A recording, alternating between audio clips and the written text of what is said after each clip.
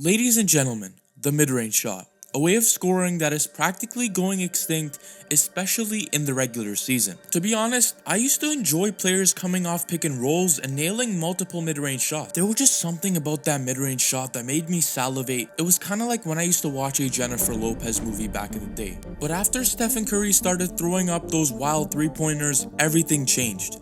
This game became faster, and more people like Jalen Green's dumbass started chucking threes at a higher rate rather than shooting middies. When it comes to shooting a two-point shot, players naturally aim for the highest percentage shot possible. This usually means they go for dunks, layups, or shots near the basket instead of shooting a mid-range shot. Even when you're playing against the best defenders in the NBA, they let you take mid-range shots, as it's the least efficient shot in basketball. Well, that's what they say. To understand how dead the mid-range shot actually is, let's look at this graph. As more players tried to spread the floor and increase their shooting range beyond the three-point arc over the previous 10 years, the percentage of all field goal attempts from the mid-range has decreased from 30.3% to just 13.1%. But in today's NBA, there are still 3 people that are keeping the mid-range alive. And those players are DeRozan, Kevin Durant, and Joel Embiid. But people love clowning DeRozan for not shooting a single three-pointer, but the man just goes with the flow of the game and can draw 40 points without making a single three-pointer. This season, DeRozan made 317 freaking mid-range shots. This is the problem with today's NBA. Fans are becoming bored of how basketball should actually be played.